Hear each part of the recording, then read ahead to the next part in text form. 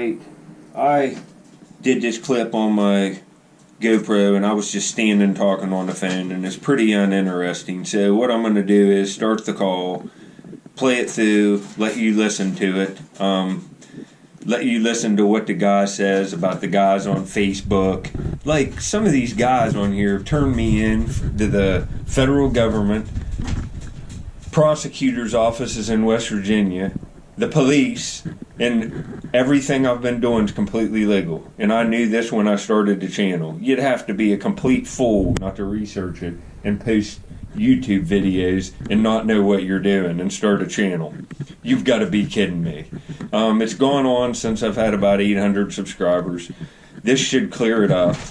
I know exactly he's doing it, but it don't matter. It's just kind of pointless to even say anything to an idiot. It's not cool. And what is going on is, I think that, I have permission to look the places I have. A lot of these places on the river, you just can't go up and down the river in a boat and get out on the beach because you're on somebody's property. And if you don't have permission, you're basically stealing from the landowner. And what it kind of amounts to is this. Let's say you go into somebody's property with a metal detector and find 3 gold coins. Let's say you go after dark, because everybody knows that isn't right. It's the same thing on the river all the way down.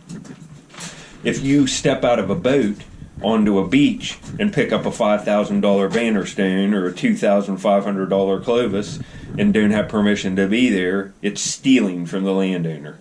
And so basically, after you listen to this, the only people that are breaking the law are the people that are complaining. And I mean, this is still going on.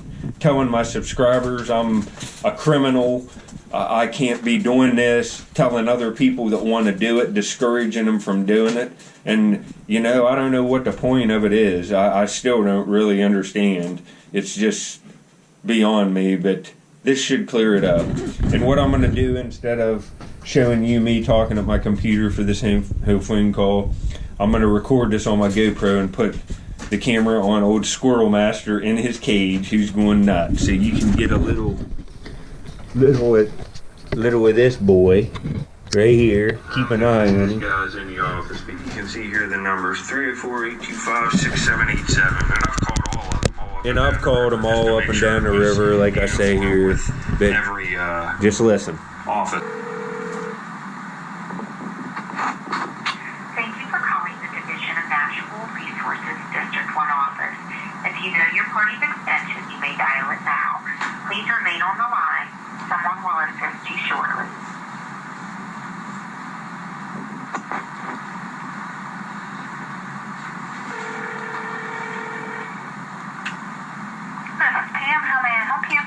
Yeah, is Sergeant Crawley in? I think that's his name.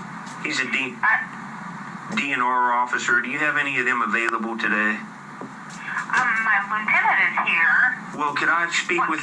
Well, what I was calling about, I had called before. I own some property on the river, and I sift for arrowheads. And I had some people tell me that it was against state regulations or something. I was just calling to make sure, again, because other people want to do it on their land. And I have some stuff going on the internet where I post pictures of my finds. And I just wanted to make sure I called again and got this, for a video that I could maybe use. I've talked to him before, and he told me it was more than okay. But I had some people tell me that it wasn't okay. And I just wanted to clarify it for sure. Let me get you over to my lieutenant, because I'm not sure on that. Yeah, I don't think many people are, There you go. Thanks. I want to place you on a brief hold and make sure. That's fine, ma'am. Just ring again, so I'm not sure if he picked it up. Just 1 moment. Okay, thank you. You're welcome.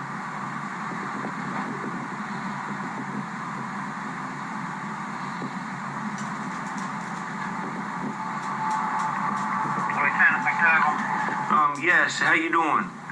Doing good, how are you? Oh, I'm pretty good. I own some property on the river, down south of you, and I look for arrowheads, and I'm metal detect too, and I use scoops and sifters sometimes on the beach. That's still okay to do that, right? Yeah, actually actually, we just ran into this. We had an issue up on the Ohio River, and now this was dealing with either Brooke or Ohio County prosecutor on this, but we had to research it because we was getting complaints on a guy that was on the Ohio River sifting for arrowheads. And what we got out of that was, if you stay, what body of water are we talking about? So well, I'm on the big body of river, and from what I understand, I talked to Sergeant Grawley before I started doing it, and there's many people that do it too. Like, I know at least 25 people that do it just offhand, and probably more than that. I actually know another DNR agent around the Kanawha River I can't remember his name. I tried to look it up, but he's doing it down there around where the Kanawha flows into the Ohio, and he told me it was okay too. And I talked to Sergeant Grawley, I think that's his name. He works at the Moundsville office. Do you know who I mean? I think he's... It sounds like you're meaning Sergeant Crowley. Yeah, that's who it was. I have his name written up and his phone number written up in my cabinet, and he told me it was more than okay what I was doing too. I just wanted to make sure, again, because some people told me it wasn't here recently. Okay, then once again, I want to ask you, what body of water are you talking about? The Ohio River. Oh, okay, yeah. Well, I mean, we've been down this road. Yeah, the reason I'm asking was if we was talking about some little creek. Yes, I understand where you're going. Yes. So the Ohio River, particularly if you're out in the water, you're good to go. Yeah, well, if I owned the land, this is what I wanted clarified. Yeah, let me finish, okay? Okay. Let me finish. You're talking over me just a second. Sorry, man. Let me finish. If you're out in the water, clearly you are good to go. Now, if you get to where you're on dry soil, probably would be best to have permission from the landowner. Absolutely. Yes. That's where I was going. And then if I go up a creek, let's say I go up a small body of water and then go off a branch of it, the bottom of that land might be half one landowner, half the other, but if I have landowner permission, I'm probably okay there too, right? Yeah, I'm not going to go there with that. Yeah, well, I don't do that at all. It sounds like you realize this, because everyone thinks, if it's land under the water, it's good to go, but in some cases it might be, because it might be each, getting into smaller creeks, it might be each landowner on each side only owns to the high water mark. In that case, the state would own under. But there's some deeds that the landowner actually owns the land under the water, Yeah, I know this for a fact. There's no place like that I can really do this anyway. It's best on the Ohio because the water comes up and, I understand I own a piece of property that I metal detect on and sift for arrowheads, and some people were trying to tell me online like a week ago that I was violating federal artifact laws and all this stuff, and I own the beach. It's my property. And it's the way, I look up a river too. Heck, you might have got complaints on me, but there's it probably wasn't me. Because it's not a big deal, is the way we got that's been probably 6 months ago, or if not longer, maybe a year ago. What it was, we had somebody that was on Facebook talking about what he does and showing pictures of, hey, this is what I got out of here, and he's on the banks of the Ohio. So, of course, someone called in and complained, hey, is this allowed? And I was like, well, that's a good question. So we researched it, is what we did. That's why I got a rock-solid answer for you here today, because if not, I would be starting that whole process. Yeah, well, if you talk to the guy I mentioned, Grawley, I have my ratings message, I couldn't tell if it was a G or a C I wrote there, but I talked to him it's been 3 years ago, and he told me the same answer that you just gave me now. And I had researched it before and called people before, but I thought the laws had changed or something here recently. So I'm still good to go, man, and I'm sorry that I talked over you there. I have you on speakerphone. Yeah. And you're kind of cutting out on me a little bit, and I'm sorry about that. Man, thanks. I really appreciate the help and the time you took to answer these questions, and that's exactly what I thought too, But I just wanted to make sure. Yeah. Hey, if you're going to be out there this time of year, be careful. Put your life jacket on just in case you end up in that cold water. Man, I was in the water. I have a little kayak, and I hit an underwater submerged log, and it flipped me over like a month ago on one of them days where it was like 12. I'm in the water every year, but I'm a good swimmer and I'm always careful. I look all year round, man. Yeah. Did you have your life jacket on? Yeah, oh, absolutely. Yeah, this cold water, it can zap you quick. Yeah, I'm pretty conditioned to it. I've been doing this for probably 35 years, all through the winters. I'm getting older now. It's getting rough on me. It absolutely is. But thank you. I understand that, yeah. Thank you, man. Have a good one. Okay, you're welcome. Bye. All right, let me stuff this. I thought this would be more interesting than staring at my phone.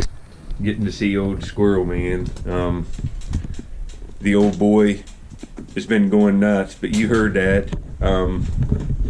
You know, calling prosecutors on me, the police, anybody that will listen, start any crap for me to anybody that will listen, and for what?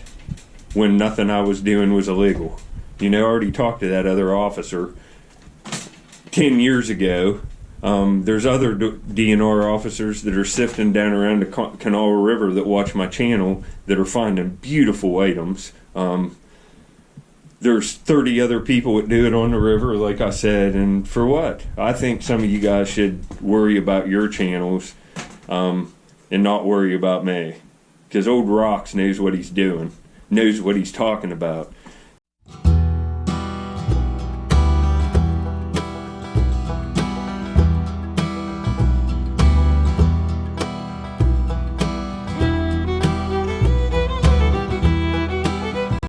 Cool find for a video. It's not the greatest thing, but you can see this. It was flipped. You can see the wet on it. It was laying like that. This is a preform for a silk, and it was starting to get chipped into place. And they loved this green material.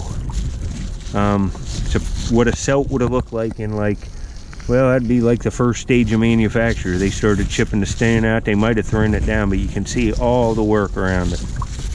That's pretty nice, honestly, to go in a silk frame to show, look, that side hasn't even been worked. You can see where even the hammer hit it all the way around. Just laying right here flat out. It's washed right out of the bank. The water's been up for a while. There could be just, see how mushy this is? That's all stuff out of the bank that's come down and is laying right here. So there's all new stuff that come down that I can look. Wow. Here's another nice little artifact. It's just walked out of the bank. Look at that and hole on that side. Man, that's a triple threat. That's a pretty nice little piece. It looks like it's been, well, it might not be broke, but that's a nice little nutter. Well, anyway, I'll get back. Alright, here's the silk preform from this video. This is how these were made. They were chipped into shape by percussion chipping, and then they were ground. And here's a finished one from the same site. You can see even the form of them, and I'd say these are, there was an Amos site. I'd say these are little Amos point pieces. They'd have chipped this in. I don't know why. I don't know if they just started it, and you can see it's even similar material. I could tell even by the stone. You know, if you see that sticking out, you're gonna flip it if you look long enough, because it was what was they used to manufacture on the site. And you can see all along here where the hammerstone caught it and knocked the pieces off right there. So, and then they would have ground it into shape like this, and this is nice. This is a nice little one. It's similar material, same hardness, but that's a little celt, and this is, like, I would call this the first stage. They would have took some more off of it on this side, come back and chipped it into shape, and then they just started grinding it and got the bit on it, whatnot, whatever. But this is a very cool find, because I don't know that I have one this nice. That just, look how nice it looks for this video, and to show people that have never found stuff like this, how these things were manufactured. You can see it right there. And they would have probably used a piece of sandstone and started grinding it after they chipped it into place, and it would have been a little soap. You can see the bit on this one. I found this one on video, this one here, in my sifter, I believe. Yeah, I did. Well, anyway, that'll conclude it to this, and I hope the information on the river really helps some of you out. I've got lots of emails over the past year. Haven't been able to respond to a lot of them because my dad's been sick. I got off track on this stuff because of that and a few other things, but now I'm on track. So I'll get into the point manufacturer and all that, adding patina and who's good, so you don't get ripped off here in the next 3 to 4 months. I'll have really good videos coming on, but I got to get a bunch more stuff sent. I just got a money order today to send to another guy that's an archaeologist, and I'm going to get some reports on some of the points. I've got points back in the mail already, but I want to show multiple COAs and multiple reports on the items before I put on the video, because it'll just make it even better. And that's what this channel is for learning. Thanks for watching, and I'll get back. I think I don't know if I'm going to metal detect tomorrow, dump dig, or fossil hunt. I have a guy here working on videos now, but he's just basically fixing my computer. Then he's going to take clips and go work on the videos and upload them from his house. So there'll be somebody uploading videos, which gives me a lot more time to scout out sites for fossils. The fossil hunting videos are going to be great. Later.